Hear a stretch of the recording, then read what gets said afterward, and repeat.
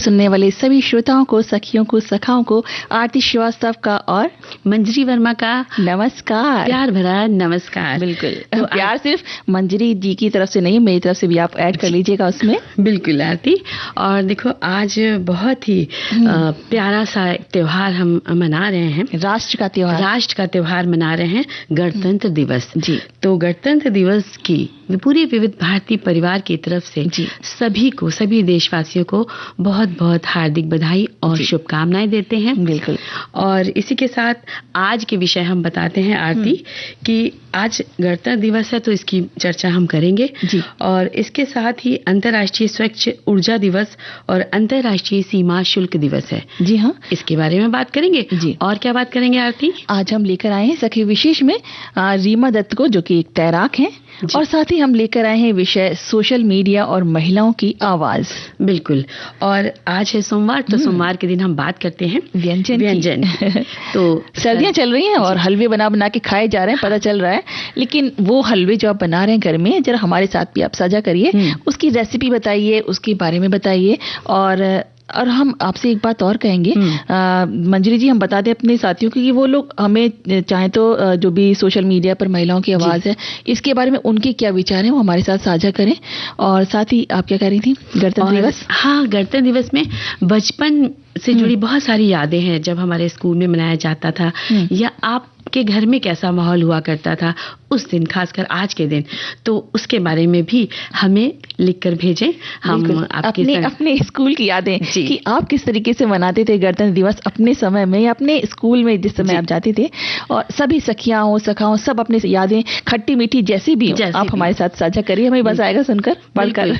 और आज हम शुरुआत करते हैं गीत से, तो पहले उस ओर चलते हैं।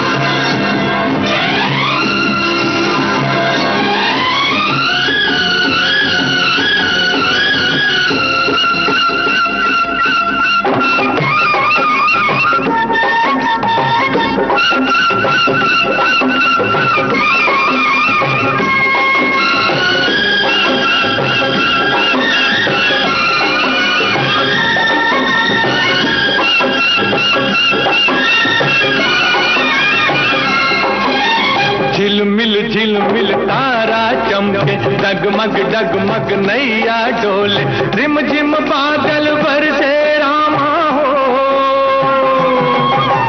गुन गुन गुन गुन भंवरे झूमे, झर झर झर झर झरने झूमे, छम छम पायल बाजे रामा हो, हे गैया नाचे बांसुरी बजाए रे कन्हई, मेरे देश में हो, मेरे देश में पवनों चले पुरवाई हो, मेरे देश में।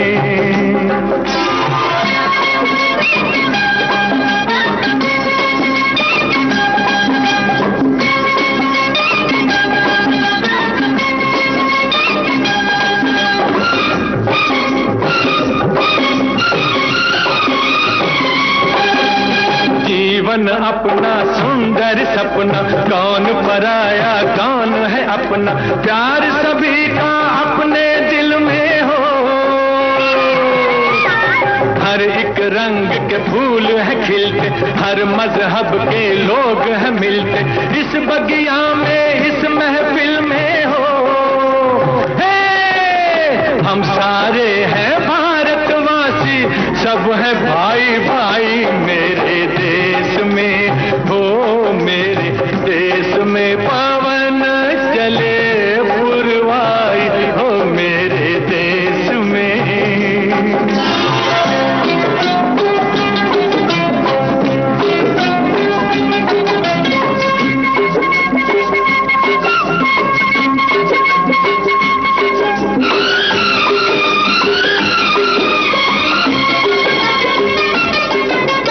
अम्बुआ की डाली पे कोयल गीत सुनाए कोमल कोमल, मेरे बाग की कलियों के हो। पतझर मस्त बहारों जैसे, पत्थर भी है तारों जैसे, मेरे गांव की गलियों के हो। मेरे खेत की मट्टी ने सोने की सूरत पाई, मेरे देश में हो। मेरे देश में पवन चले पुरवाई हो, मेरे देश में। मेरे देश को देखने भाई सारी दुनिया आई, मेरे देश में हो। मेरे देश में पवन चले पुरवाई हो, मेरे देश में।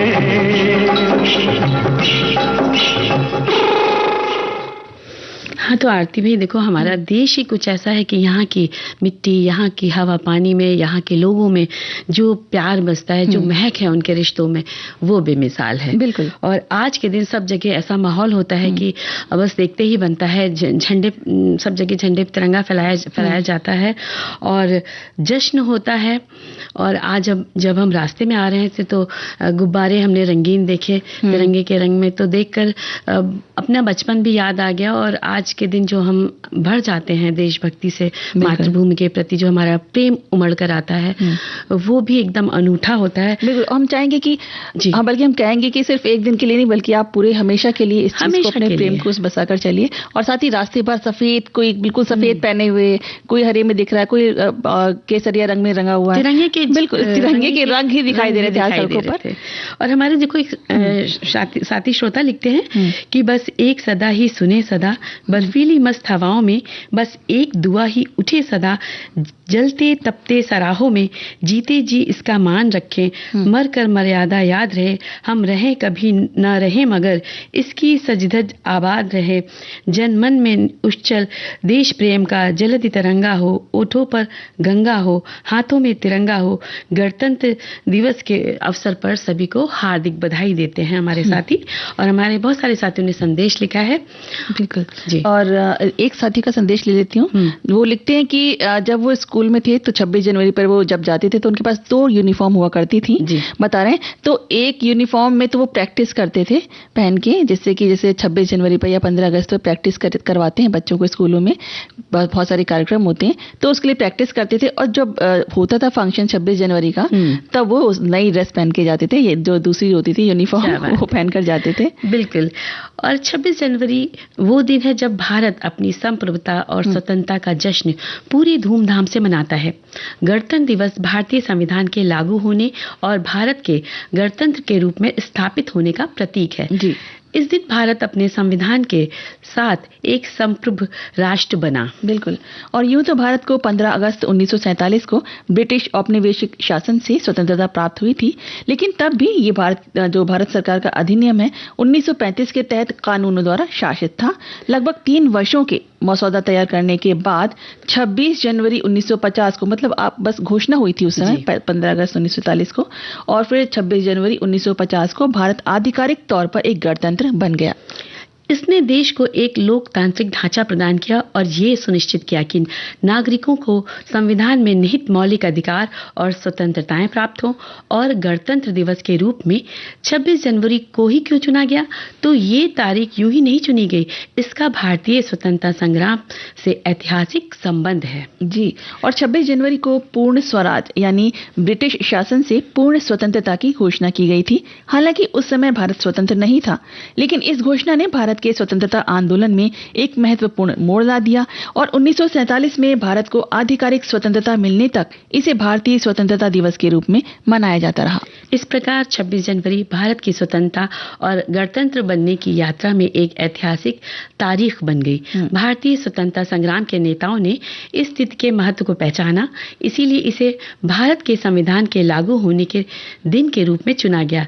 इस दिन भारत एक गणतंत्र बना। बिल्कुल। और 26 जनवरी 1950 को जब भारत ने अपना पहला गणतंत्र दिवस मनाया तो एक औपचारिक समारोह आयोजित किया गया जिसमें संविधान लागू हुआ और भारत के पहले राष्ट्रपति ने पद की शपथ ली। तब से ये दिन बड़े उत्साह और गर्व के साथ मनाया जाता है और विशेष रूप से दिल्ली में गणतंत्र दिवस की परेड का भव्य आयोजन होता है, जो भारत की सांस्कृतिक विविधता, सैन्य शक्ति और प्रौद्योगिकी में हुई प्रगति को प्रदर्शित करता है।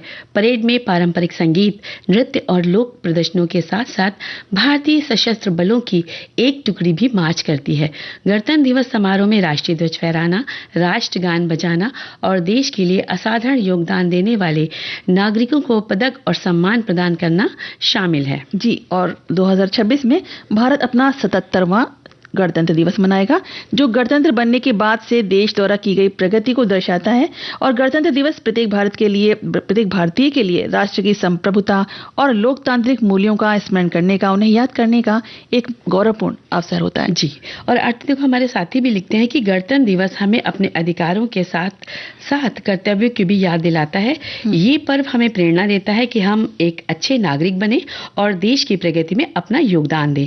आइए इस गणतंत्र दिवस पर हम संकल्प लें कि हम अपने संविधान का सम्मान करेंगे और भारत को विश्व गुरु बनाने के पथ पर अग्रसर करेंगे। बिल्कुल, बहुत प्यारे से संदेश लिखकर हमारे साथियों ने भेजे हैं। जी, और गणतंत्र दिवस की लाख लाख करोड़ करोड़ शुभकामनाएं भी हमारे साथी ने दी है। जी, और एक और श्रोता हैं जो लिखते हैं कि आजादी की कभी शाम ना होने देंगे, शहीदों की कुर्बानी बदनाम ना होने देंगे, बची हो जो एक बूंद भी लहू की रगों में, तब तक भारत माता का आंचल नीलाम ना होने देंगे। और साथ ही लिखते हैं, एक दूसरे श्रोता लिखते हैं कि गणतंत्र दिवस हमें अपने अधिकारों के साथ साथ कर्तव्यों की भी याद दिलाता है। ये पर्व हमें प्रेरणा देता है कि हम एक अच्छे नागरिक बने और देश की प्रगति में अपना योगदान दें। तो आइए इस गणतंत्र दिवस पर हम संकल्प लें कि हम अपने संविधान का सम्मान करेंगे और भारत को विश्व गुरु बनाने के पथ पर अग्रसर करेंगे। और हमारे एक साथी लिखते हैं कि आज तो सुबह से ही रेडियो पर देशभक्त के गीत बज रहे हैं। आज सुबह पार्क में जहां टहलने जाती हूं वहां झंडा फहराया गया, फिर हमारी सोसाइटी में झंडारोहण हुआ और अब गीतमाला में भी देशभक्त के गीत बज रहे हैं। सुबह से मन देशभक्ति के गीतों से ओतप्रोत हो गया है। वाकई आरती, आज के दिन जब भी हम लोग बचपन से ही सुनते आ रहे हैं, अपने स्कूल वगैरह में भी, घरों में भी ये गीत बजते थे देशभक्ति से, तो हम लोग पूरे उसी उत्साह में भर जाते थे। और बड़ा परिवार था चूंकि, तो घर में भी तरह तरह के आज व्यंजन बनाए जाते थे, तो हम लोग कहते थे कि अरे आज तो एक साथ इतने सारे व्यंजन, और जलेबी, समोसा है, ये सब जो घर में आता था, लड्डू बांटे जाते थे, तो बहुत ही उत्साह रहता था। और स्कूल में भी हम अपनी तरफ से घर की क्यारियों से फूल चुन के ले जाते थे, रंगोली के पाउडर बना के ले जाते थे, और सफेद यूनिफॉर्म, नीली बेल्ट और छोटा सा झंडा लगा होता था, वो कपड़े पहन के जब जाते थे और वहां पर प्रिंसिपल का भाषण सुनना और सभी टीचरों की बातें सुनना, देशभक्ति के गाने गाना, सब लोग मिलके परेड में शामिल होते थे, तो एक अलग ही उत्साह होता था। और पूरा दिन हम लोग उस दिन को मनाते थे। और जब स्कूल से लौट के आते थे तो तुरंत टीवी खोल के बैठ जाते थे और परेड का पूरा, जो दिल्ली में परेड होती थी, उसको पूरा देखा करते थे। और साथ में जो दोपहर में देशभक्ति पर आधारित फिल्में आती थी, उनका भी हम लोग भरपूर आनंद उठाया करते थे। बिल्कुल। और वैसे भी ये जो पर्व उस समय जब ये मनाते थे, जब छोटे थे हम लोग, तो ऐसा लगता था कि सारे त्योहार एक तरफ, ये 26 जनवरी या 15 अगस्त का त्योहार एक तरफ, इतना मजा आता था। स्कूल में जाओ, वहाँ पे लड्डू जो मिलते हैं, उनका लालच भी एक अलग होता था ना। चाहे हम घर में या अब कितने भी लड्डू, वो उसमें वो स्वाद नहीं लगेगा। जब वहाँ स्कूल में एक लड्डू मिल जाता था, वो देश का लड्डू होता था, ऐसा लगता था। तो वो चीज एक अलग ही होती थी। बिल्कुल। तो चलो आरती एक गीत सुन लेते हैं। बिल्कुल।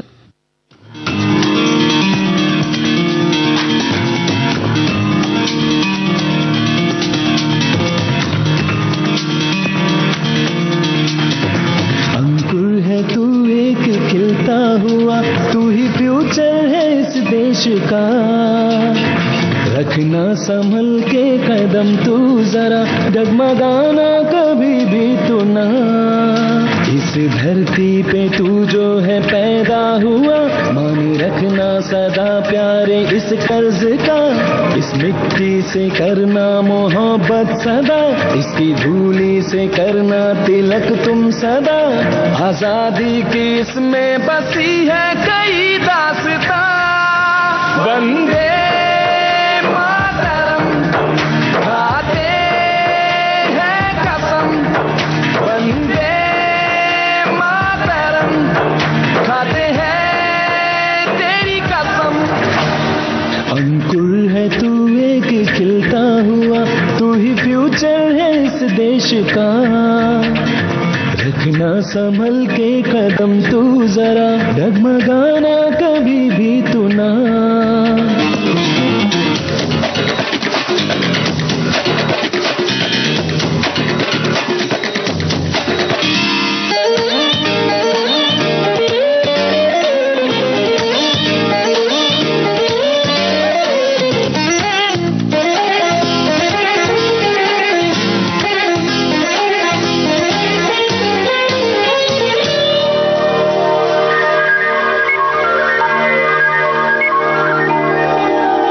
बान की इसके शान की रक्षा में चाहे निकले दम, इसके मान की करना हिफाजत पहला है धर्म। सम्मान की सत्य ज्ञान की जन्मभूमि है ये आलम, एक चमन और फूल गई है ऐसा यहाँ का मौसम।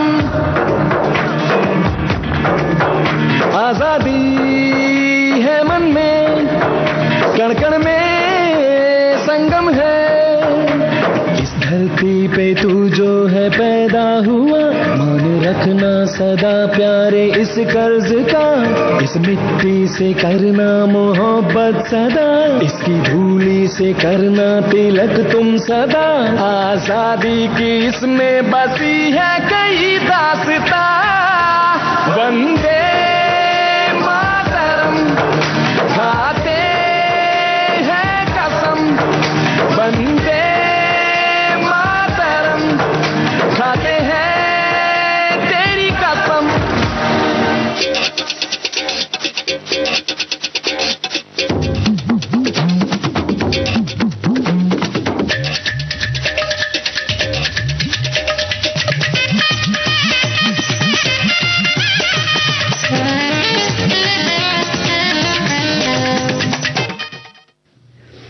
तो आरती देखो, हम लोगों ने कितना प्यारा सा गीत सुना, और हमारे साथी क्या लिख रहे हैं अगले संदेश में, ये भी सब अपनी अपनी बातें लिख रहे हैं जो हमने पूछा है। हाँ, तो लिख रहे हैं, जैसे कि इन्होंने लिखा है, एक हमारी श्रोताएं लिखी हैं सखी, कि घर में उस समय कचौरी और सब्जी बनती थी और जलेबी बाहर से आती थी। कभी कभी गन्ने का रस आता था और उस रस में मीठी खीर भी बनती थी। मतलब इतने अच्छे तरीके से सेलिब्रेट किया जाता था। क्या बात है। और हमारे साथी लिख रहे हैं कि इस गणतंत्र दिवस पर बदलाव की आवाज बने और बेहतर भविष्य के निर्माण में अपना योगदान दें। हम सब मिलकर भारत वासी जो है भारत के लिए योगदान दें और इस गणतंत्र दिवस पर भारत की एकता और विविधता की शक्ति का जश्न मनाएं। हर भारतीय को गणतंत्र दिवस की हार्दिक हार्दिक शुभकामनाएं। एक हमारी साथी हैं, वो लिखती हैं कि स्कूल के समय गणतंत्र दिवस कैसे मनाते थे, ये सुनकर तो आप लोग ये कहेंगे कि मैं नीति के खिलाफ काम करती थी। अरे ऐसा क्या करती थी भाई? अब मुझे ये भी लगता है कि मैं बहुत गलत करती थी, लेकिन चूंकि आपने कहा है तो अपनी गलती बता ही देती हूँ। गणतंत्र दिवस हो या स्वतंत्रता दिवस, मेरी कॉलोनी कॉलोनी के लोगों की नींद उड़ जाती थी, क्योंकि वो लोग जानते थे कि अब मैं उनके फूल चुनने आऊंगी। जैसा आपने बताया, मैं उस दिन खूब सुबह उठकर सबके घरों में फूल चुनकर लाती थी, मतलब फूल चुरा लाती थी, क्योंकि उस दिन हम दोस्तों में एक कंपटीशन होता था कि कौन सबसे ज्यादा फूल लाएगा। बस इसलिए मैं सुबह से ही फूल चुराने में लग जाती थी। पर अब मुझे बहुत बुरा लगता है ये सोचकर। वैसे मैं हमेशा 26 जनवरी हो या 15 अगस्त हमेशा सफेद ड्रेस ही पहनती हूँ, और आज भी मैंने सफेद, हरा और ऑरेंज कलर का ड्रेस पहना है। बहुत बढ़िया बात है, यानी ये शुरू से ही सेलिब्रेट करती चली आ रही हैं। क्या बात है। इसी तरह सभी को उनसे प्रेरणा लेनी चाहिए। और हमारे साथी देखो लिखते हैं कि तन समर्पित, मन समर्पित और ये जीवन समर्पित चाहा है मातृभूमि की तुम्हें कुछ और कुछ भी तुम। आप सभी को गणतंत्र दिवस की हार्दिक हार्दिक शुभकामनाएं। ये हमारा 77वां रिपब्लिक डे है। संविधान हमारा 1950 में 26 जनवरी के दिन लागू हुआ था, ये तो हम सभी जानते हैं। पर आज मैं आप सभी का ध्यान कहीं और खींचना चाहती हूँ। संविधान के साथ हमें कई अधिकार भी मिले हैं। हमें इस देश की नागरिकता का भी अधिकार मिला है। जो कानून हमारे संविधान में पारित हुए हैं, उन कानूनों का पालन करना हमारा कर्तव्य है और धर्म है। अगर हम इस कर्तव्य और धर्म को अच्छे से निभाते हैं तो बिना सीमा पर देते हुए हम देश की रक्षा कर सकते हैं, देश की सच्ची भक्ति कर सकते हैं। यानी कि हम सीमा पर नहीं भी हैं, तब भी हम देश में रहकर ये कर सकते हैं। और आज के दिन यही कहना चाहूंगी कि जो संविधान में हमारे लिए कर्तव्य हैं, उनको हम अच्छे से निभाएं। यही देश के लिए सच्ची श्रद्धा और सच्ची देशभक्ति है। बिल्कुल। और एक श्रोता लिखते हैं कि पहले गणतंत्र दिवस की 15-20 दिन रिहर्सल चलती थी, यानी कि अच्छे से अच्छे कार्यक्रम होते थे, और पहले 4 लड्डू दिया करते थे और बहुत खुशी होती थी 26 जनवरी के दिन। पहले जैसे 26 जनवरी में होता था, मैंने जैसे मनाया जाता था, आज के माहौल कुछ अलग, मतलब इतना ज्यादा उस हिसाब से उनको नहीं लग रहा है जैसे पहले के समय में करते थे। और बच्चों में भी बहुत उत्साह रहता था। वो लड्डू का मैंने कहा ना, वो लड्डू जो होते थे उनका उत्साह ही अलग होता था। बिल्कुल बिल्कुल, बहुत अच्छा लगता था। और इस तरह से देखो हमारे एक साथी ने लिखा है कि गणतंत्र दिवस में विस्तृत जानकारी के बारे में उन्होंने लिखा है कि इसका महत्व क्या है, और उसके बाद उन्होंने भारतीय संविधान के बारे में लिखा है, और जो मुख्य समारोह होता है उसके बारे में भी लिखा है। तो ये लिखते हैं कि मुख्य समारोह नई दिल्ली के कर्तव्य पथ पर होता है। राष्ट्रपति द्वारा राष्ट्रीय ध्वज फहराया जाता है, 21 तोपों की सलामी दी जाती है, तीनों सेनाओं की भव्य परेड होती है, राज्यों की झांकियां भारत की संस्कृति और परंपरा को दर्शाती हैं, वीरता पुरस्कार जैसे वीरता पदक प्रदान किए जाते हैं, और पद्म पुरस्कार, पद्म विभूषण, पद्म भूषण, पद्मश्री, अशोक चक्र, कीर्ति चक्र, शौर्य चक्र, बाल वीरता पुरस्कार आदि भी आज के दिन दिए जाते हैं। और भाई स्कूलों और संस्थानों में भी ध्वजारोहण होता है, कई तरह के आयोजन किए जाते हैं, देशभक्ति के गीत और नृत्य, भाषण, नाटक, प्रभात फेरी, मिठाई वितरण भी होता है। और गणतंत्र दिवस का संदेश हमें याद दिलाता है कि गणतंत्र दिवस कि हम सभी संविधान के समान अधिकारों और कर्तव्यों से बंधे हैं। लोकतंत्र, स्वतंत्रता, समानता और भाईचारे का महत्व देश की एकता और अखंडता की रक्षा करता है। इस तरह की इन्होंने बातें रखी हैं।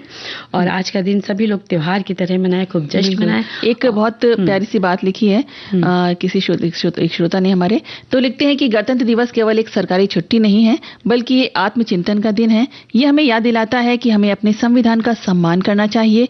देश की एकता और अखंडता को बनाए रखना हर नागरिक का कर्तव्य है। हमें उन स्वतंत्रता सेनानियों को श्रद्धांजलि देनी चाहिए जिन्होंने हमारे बेहतर भविष्य के लिए अपने प्राणों की आहुति दी है।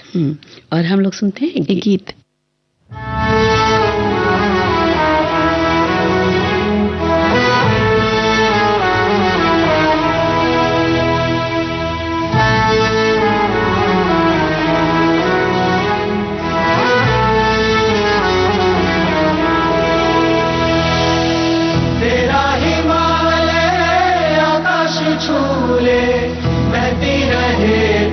गंगा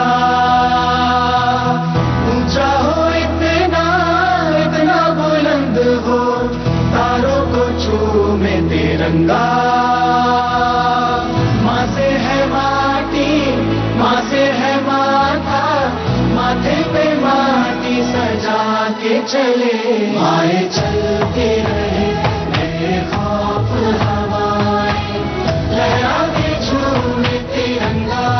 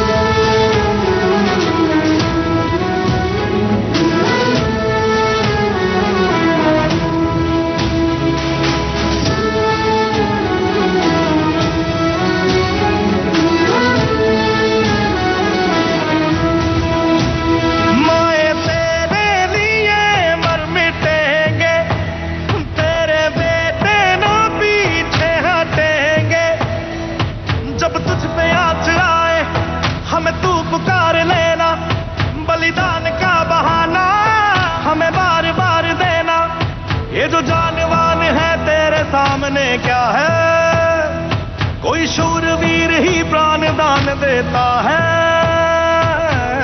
माँ से है माटी, माँ से है माथा, माथे पे माटी सजा के चले। माए चलती रहे बेखौफ हवाएं, लहरा के झूले तिरंगा, आजाद रहे आबाद रहे तू, तारों को छूले तिरंगा।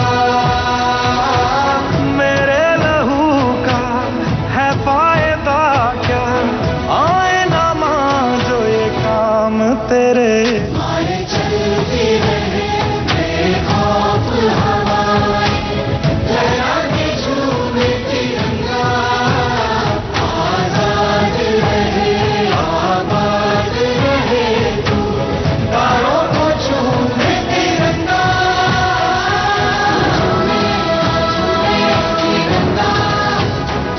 तारों को हाँ छूमे तिरंगा, हाँ छूमे तिरंगा, तारों को हाँ छूमे तिरंगा।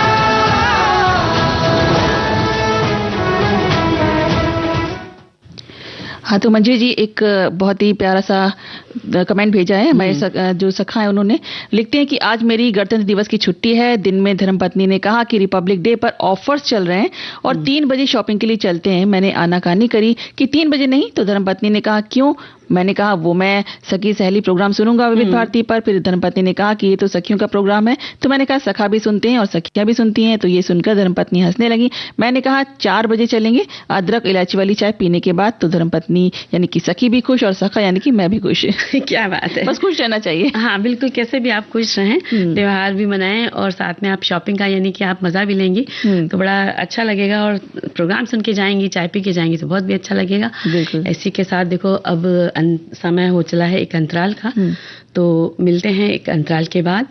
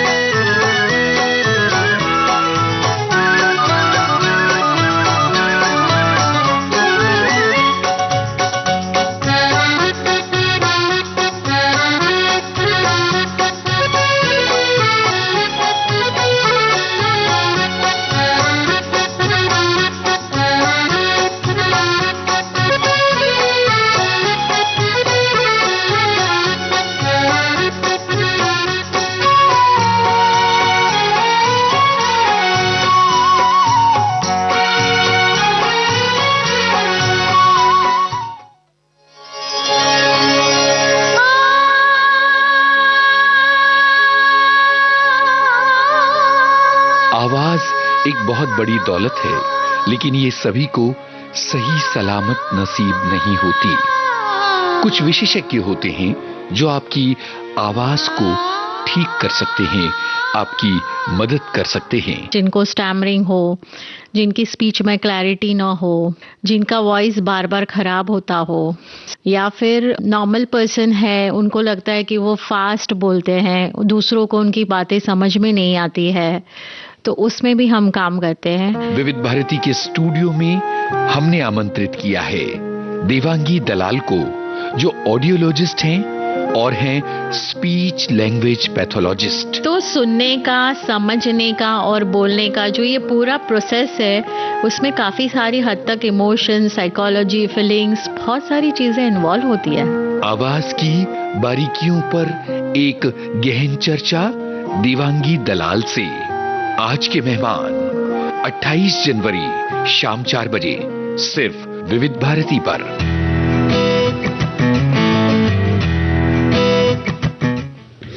तो आरती, आज हम बात करने वाले हैं अंतर्राष्ट्रीय सीमा शुल्क दिवस पर।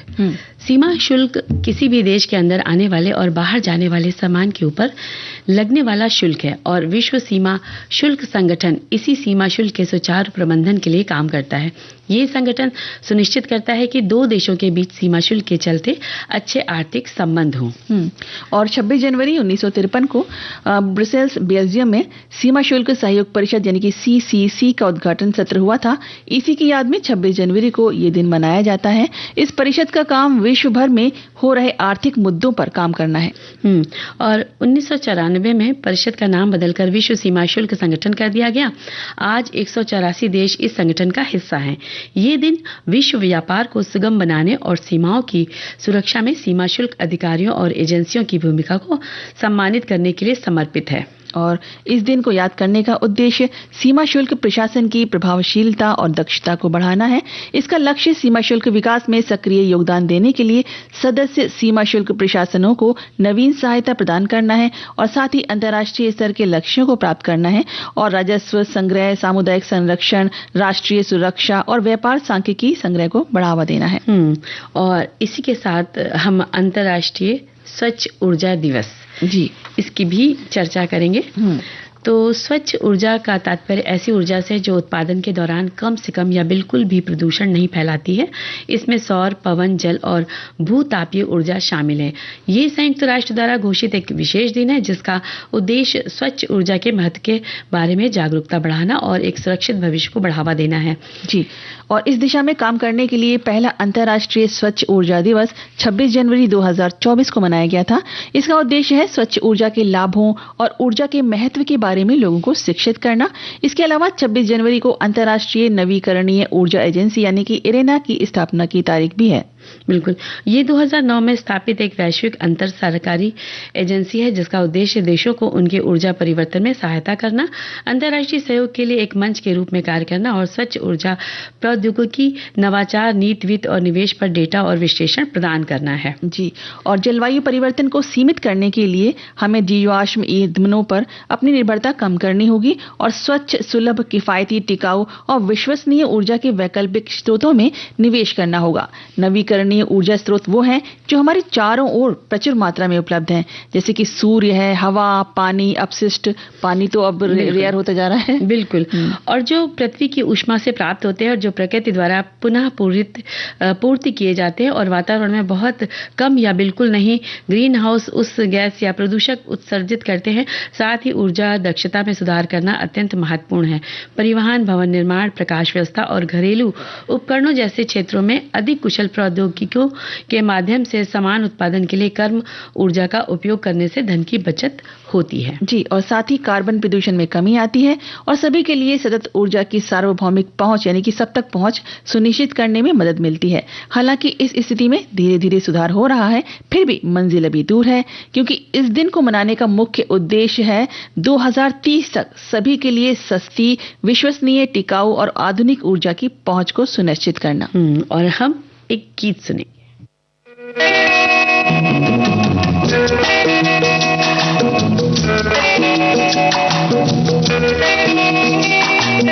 यादों की बारात निकली है आज दिल के द्वारे, दिल के द्वारे।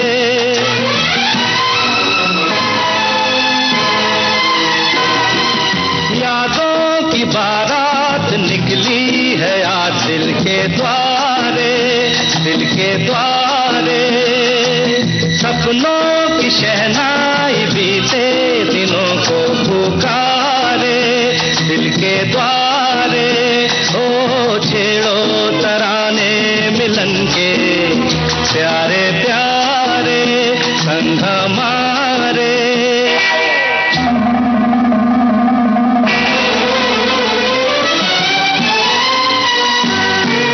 बदले ना अपना ये आलम कभी, जीवन में बिछड़ेंगे ना हम कभी। हो बदले ना अपना ये आलम कभी, जीवन में बिछड़ेंगे ना हम कभी। यूं भी जाओगे आखिर कहाँ होगे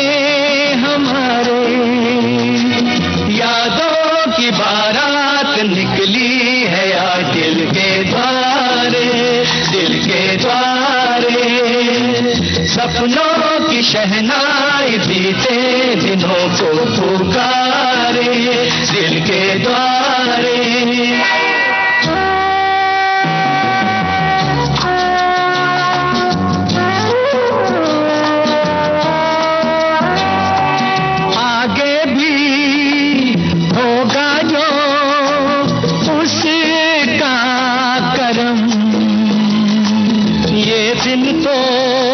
मनाएंगे हर साल हम अपने आंगन नाचे गाएंगे चंदा सितारे। यादों की बारात निकली है आज दिल के द्वारे दिल के द्वारे। सपनों की शहनाई बीते दिनों को पुकारे दिल के द्वारे।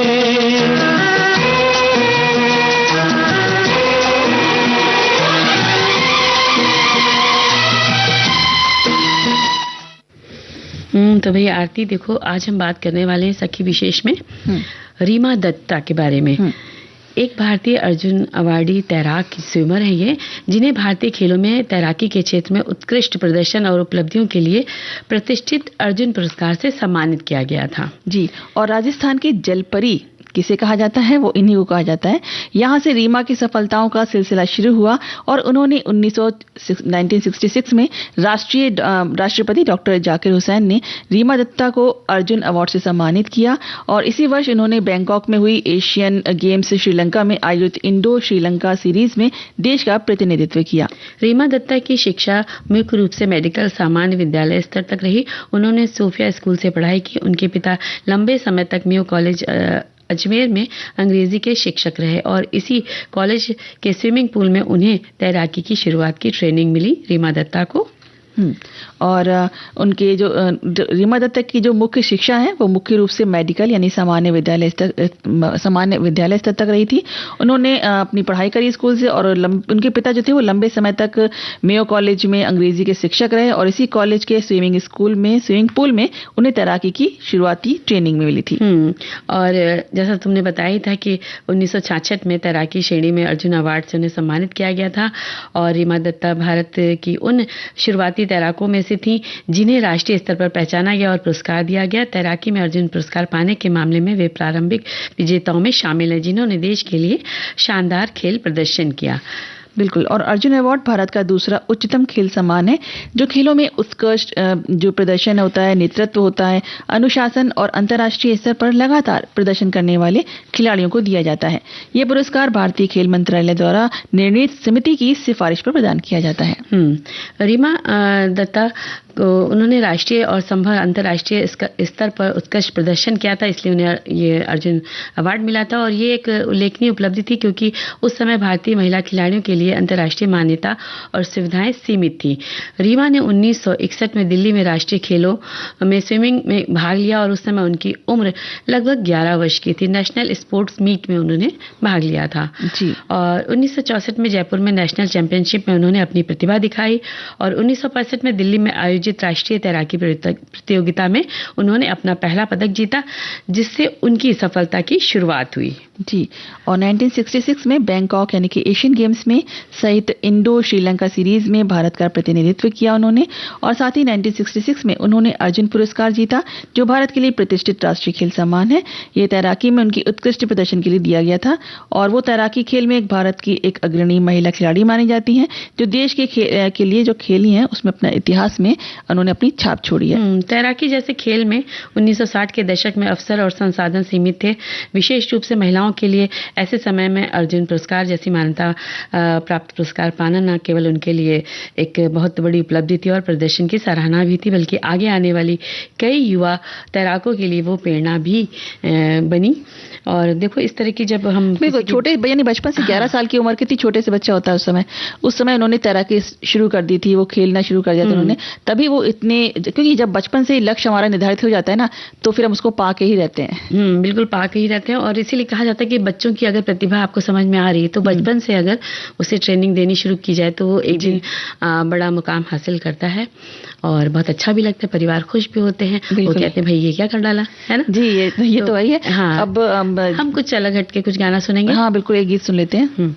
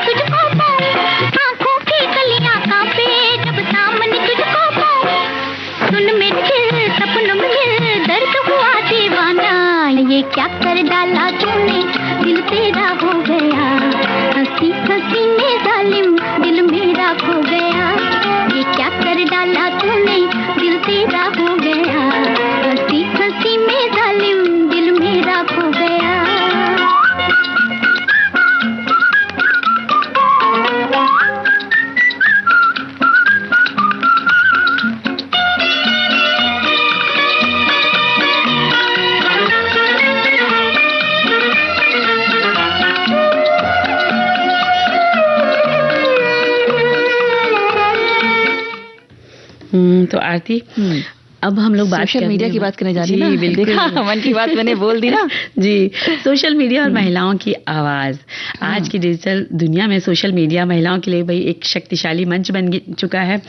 पहले जहां महिलाओं की राय या आवाज अक्सर दबा दी जाती थी ना आरती, वहीं अब फेसबुक या ट्विटर, इंस्टाग्राम, यूट्यूब जैसे प्लेटफॉर्म पर उन्हें अपनी बात रखने और जागरूकता फैलाने और समाज में बदलाव लाने का उनको अवसर भी मिल गया, नहीं मौका मिल गया कि अब वो बोलें, दिल खोल कर बोलें। हाँ, दिल खोल कर बोले, लेकिन ये भी ध्यान रखें कि क्या सही है क्या गलत है। क्योंकि ना आजकल कुछ भी छोटी से छोटी बात हो या कुछ भी हो, वो एकदम से अपना झंडा बुलंद कर देते हैं आगे, तो इतना भी मत करिए। हाँ बिल्कुल।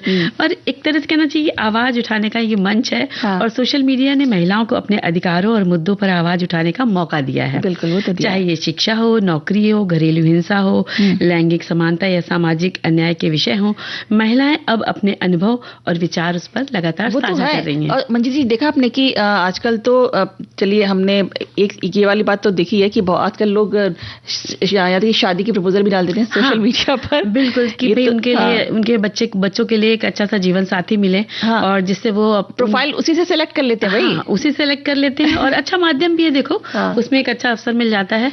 और जब वो सेलेक्ट कर लेते हैं तो उनको परिवार का एक आशीष भी मिलता है बच्चों को। और साथ ही अपने जो हमारे अंदर जो टैलेंट है, उस जो क्रिएटिविटी है, उसको भी दिखाने का बहुत अच्छा मन चाहिए। देखिए ना, कितने लोग अपने जो बढ़िया बढ़िया कपड़े सिलाई करते हैं, उसके लिए वो डाल देते हैं, उस पर अपने अच्छी सी प्रोफाइल बना के, उसमें अपने जो उन्होंने अपना बनाया हुआ है सामान, पेंटिंग्स हैं, या किसी को रेसिपी बहुत अच्छी आती है बनाना, खाना बनाने वाले, देखिए वो सोशल मीडिया पूरी भरी हुई है बढ़िया बढ़िया रेसिपी बनाने वाले लोगों से। और बहुत अच्छा उनको उनका जो टैलेंट है वो तो लोगों के सामने आ ही रहा है, इससे उनको अर्निंग भी हो रही है, पैसा भी मिल रहा है, तो बहुत ही अच्छी चीज है ये। बिजनेस घर बैठे हो रहा है, घर बैठे बिजनेस हो रहा है, कपड़ों से लेकर हर चीज की चीजें हैं। आप कुछ भी बना रहे हैं, बैग बना रहे हैं या सिलाई के गुड़ सिखा रहे हैं, इस तरह के कई सारे कटिंग के वीडियो भी हमने जो भी आपको आता है आजकल सोशल मीडिया पे हम साझा कर सकते हैं। और हमें अगर कुछ पढ़ाना आता है, हम टीचिंग कर सकते हैं, अच्छा है ना, तो हम वो भी सोशल मीडिया पे कर सकते हैं वो चीज को। बिल्कुल। और बहुत सारे ग्रुप बनाकर भी लोग उसमें कविता लिखने का, कहानी लिखने का, कोई बोल रहा है कविता, और जो भी डिक्शन की कोई क्लासेस ले रहा है, इस तरीके की चीजें भी हो रही हैं। बिल्कुल, मतलब इसी तरह से लोगों को कविता लिखना भी आ रहा है कि कैसे लिखा जाता है। तो कहना चाहिए कि एक सकारात्मक और बदलाव और जागरूकता इसमें आई है। और महिलाएं सोशल मीडिया के जरिए न केवल अपनी समस्याओं को उजागर करती हैं, बल्कि दूसरों को भी सशक्त और जागरूक करती है। कैंपेन, हैशटैग, वीडियो और ब्लॉग के माध्यम से वे समाज में सकारात्मक बदलाव भी ला रही हैं। बिल्कुल। एक हमारे श्रोता है, उनका कमेंट ले लेते हैं। वो कहते हैं कि पारंपरिक मीडिया में अक्सर महिलाओं का प्रतिनिधित्व कम होता है या रूढ़िवादी होता है, लेकिन सोशल मीडिया ने इस असंतुलन को कम किया है। ये एक वैकल्पिक मीडिया के रूप में काम करता है, जहां महिलाएं खुद अपनी कहानी लिख रही हैं। जहां सोशल मीडिया एक आवाज है, वहीं ये महिलाओं के लिए साइबर बुलिंग, ट्रोलिंग और ऑनलाइन हिंसा का खतरा भी पैदा करता है, जो उनकी मानसिक और सामाजिक सुरक्षा को प्रभावित करता है। देखिए, हर चीज के दो पहलू होते हैं, एक अच्छा भी होता है तो कुछ बुरा भी होता है। तो आप सतर्कता के साथ में काम करेंगे तो कोई ऐसी चीज नहीं है कि आपको परेशान कर सके, क्योंकि साइबर बुलिंग से बचने के लिए भी बहुत सारे नंबर हैं। आप साइबर क्राइम के अंतर्गत आप उसकी शिकायत कर सकते हैं, तो बहुत चीजें हैं ऐसी। हाँ, क्योंकि इसमें क्या होता है कि साइबर जो धमकियां दी जाती है या ऑनलाइन उत्पीड़न और गलत सूचनाएं जैसी चुनौतियां भी होती हैं इसमें, और इसीलिए महिलाओं को डिजिटल प्लेटफॉर्म पर सावधानी और सुरक्षित व्यवहार अपनाना भी चाहिए। बिल्कुल, है ना। और रचनात्मकता और करियर के अवसर भी यहाँ पर मिलते हैं। जैसे हम लोगों ने बताया कि यहाँ पर सोशल मीडिया में महिलाओं को क्रिएटिव और पेशेवर करियर बनाने के लिए अवसर भी दिया है। आप ब्लॉगर बन सकती हैं, डिजिटल आर्टिस्ट बन सकती हैं, फोटोग्राफर, और सोशल एक्टिविटीज के रूप में भी एक पहचान बना सकती हैं जी। और हमारे बहुत सारे साथियों ने भी बहुत सारी बातें लिखकर भेजी हैं कि सोशल मीडिया ने महिलाओं को एक सशक्त मंच प्रदान किया है, जिससे वे अपनी आवाज, कहानियां और विचारों को वैश्विक स्तर पर साझा कर पा रही हैं। यह मी टू जैसे अभियानों के जरिए रूढ़िवादिता और अन्याय के खिलाफ सक्रियता व जागरूकता का केंद्र बन गया। हालांकि ये मंच डिजिटल उत्पीड़न, ट्रोलिंग और सुरक्षा संबंधी गंभीर चुनौतियां भी पेश करता है। बिल्कुल। सोशल मीडिया ने महिलाओं की आवाज के विभिन्न अभिव्यक्ति और जागरूकता के मंच दिए हैं। जैसे हमने अभी बताएं कि हमारे कौन कौन से मंच हैं, बहुत सारी साइटें हैं, और इस पर महिलाओं की अभिव्यक्ति की आज़ादी भी है, जिससे वे सामाजिक, राजनीतिक और यौन हिंसा जैसे विषयों पर खुलकर चर्चा कर पा रही हैं। सबसे अच्छी बात है, आम महिलाएं भी सोशल मीडिया के माध्यम से अपनी बातें, खान पान पर विचार रखती हैं, और ये उनका एक सशक्त माध्यम बन गया है। हमारे साथी लिखते हैं। बिल्कुल। और एक और साथी हैं जो लिखते हैं कि सोशल मीडिया ने महिलाओं को बिना किसी पारंपरिक मीडिया या पितृसत्तात्मक बाधा के अपनी बात, अपने अनुभव और संघर्षों को साझा करने का एक निडर मंच देकर सशक्त बनाया है। और ये डिजिटल युग है, और जो भी लैंगिक असमानताएं हैं, रूढ़ियां हैं या अत्याचार हैं, उनको चुनौती देने और महिलाओं को महिलाओं की जो आवाज है उसको बुलंद करने में क्रांतिकारी भूमिका निभा रहा है आजकल सोशल मीडिया। और देखो ना, शॉर्ट वीडियो बनाते हैं, जैसे शॉर्ट रील बना दी, इस तरह के बनाए जाते हैं। हैशटैग कैंपेन भी शुरू कर सकते हैं, यानी मनोरंजन के लिए भी। आप जैसे महिला म्यूजिक सीखना, संगीत सीखना है, उस तरह के भी क्लासेस चलाए जाते हैं। यानी कहना चाहिए कि सोशल मीडिया में हम जब जाते हैं तो बहुत सारी चीजें हमें सीखने को मिलती हैं और बड़ा अच्छा भी लगता है। और जब गाने की बात चली है तो और अच्छा लगने लगता है। बिल्कुल।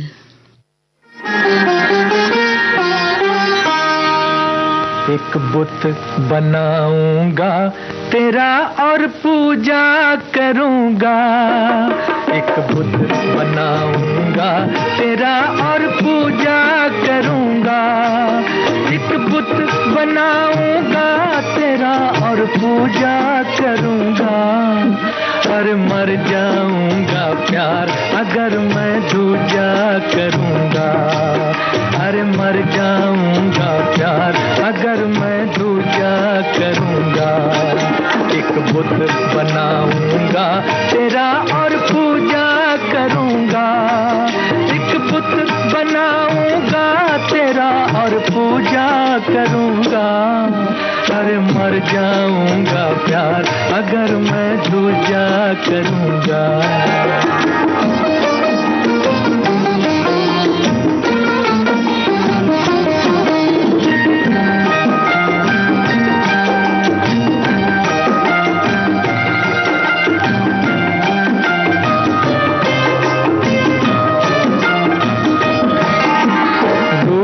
चांदी प्यार का सोना प्रेम नगर से लाके, तेरी सुंदर छवि बनेगी दोनों चीज मिला के।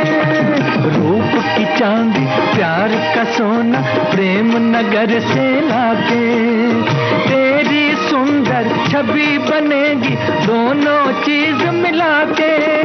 रंग वफा का मैं तेरी मूरत में भरूंगा, अरे मर जाऊंगा प्यार अगर मैं दूजा करूंगा, अरे मर जाऊंगा प्यार अगर मैं दूजा करूंगा।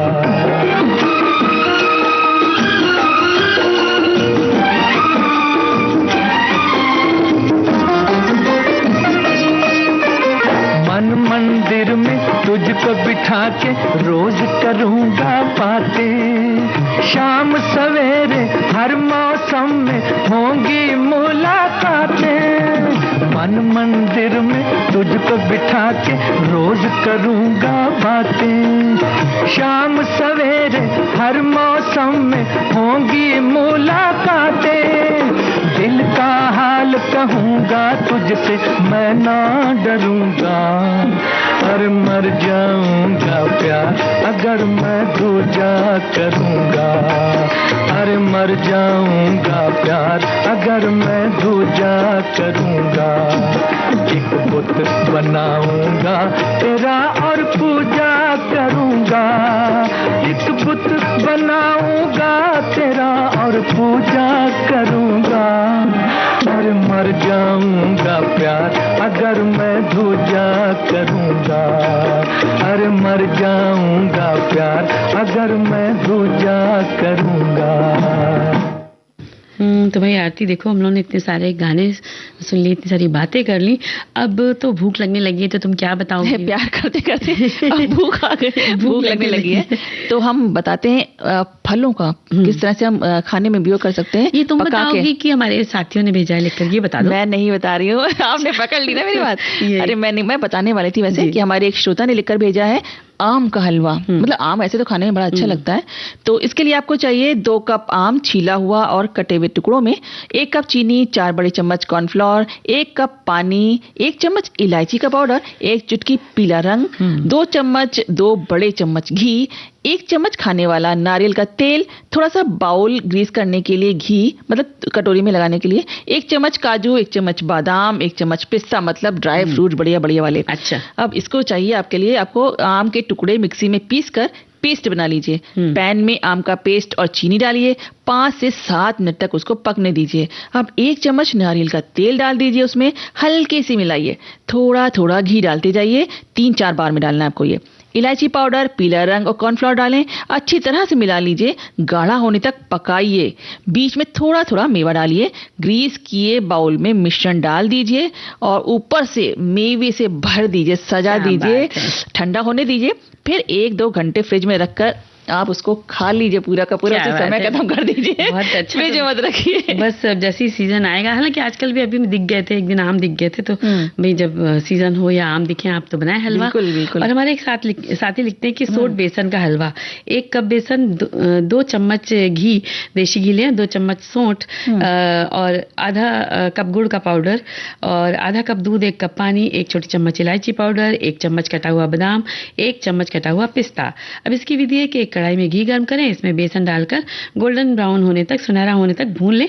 अब इसमें सोंठ पाउडर डालकर मिक्स करें। अब इसमें दूध और पानी डाल दें और मिक्स कर दें। गुड़ का पाउडर डालें और इलायची पाउडर, ड्राई फ्रूट्स डालकर इसको आप मिला लें और ऊपर से भी आप थोड़ी सी ड्राई फ्रूट्स से सजा सकते हैं। और सोंठ पाउडर और बेसन का हलवा गरम गरम आप सर्व कर सकते हैं। यानी कि सर्दियों में हलवा जब खाते हैं ना तो सर्दी दूर हो जाती है। तो लौकी का हलवा, गाजर का हलवा, सूजी का हलवा, बहुत सारे हलवे बन सकते हैं। आटे का हलवा है ना, गाजर का हलवा तो आटे का हलवा तो बिल्कुल इतना आसान रहता है। आटा खूब अच्छे से भून लीजिए ब्राउन, उसमें कस के घी डाल दीजिए अच्छे तरीके से। उसमें आप गुड़ डालिए, मैं तो कहूंगी चीनी की बजाय, तब देखिए उसका सुंदर सुंदर कैसा आता है। साथियों ने राजगिरी का हलवा भी लिखकर भेजा है। तो 1 कप राजगिरी का आटा, आधा कटोरी शक्कर, इलायची पाउडर, दूध, केसर, धागे के और ड्राई फ्रूट, और बस केसर को दूध में भिगो कर रख दें और शक्कर, इलायची पाउडर डालकर थोड़ा सा पकाएं। कढ़ाई में घी गर्म करें, राजगिरी का आटा को छान लें और दूध में अच्छे से उबाल जब आ जाए तो शक्कर घुल जाए तब गैस बंद करें। कढ़ाई में राजगिरी का आटा डालें और उसको अच्छे से 4-5 मिनट तक भून लें और बस इसमें दूध और केसर डाल करके मिलाएं अच्छे से और देसी घी ऐड करें और बस जब ये तेल छूटने लग जाए, देसी घी तो मस्ट है बिल्कुल, ड्राई फ्रूट डालकर आप सजाएं, सर्व करें और हलवे का आनंद लें। तो सखी सहेली, आज गणतंत्र दिवस की ढेर सारी शुभकामनाओं के साथ आप भी जाइए, बिल्कुल, चाहे वो सखा हो, सखियों के लिए बना लें, चाहे सखियां सखा के लिए बनाएं, लेकिन हलवा बनाइए जरूर। हलवा बनाइए, खाइए, खिलाइए। और अब आरती हम लेते हैं इस प्रोग्राम से विदा। तो सभी को मंजरी वर्मा और आरती श्रीवास्तव का नमस्कार, हलवे भरा हुआ। जी।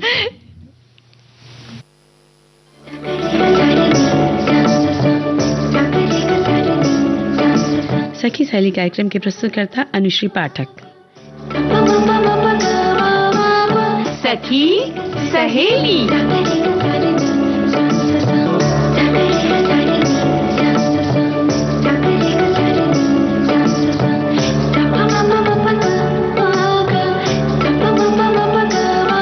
सखी सहेली।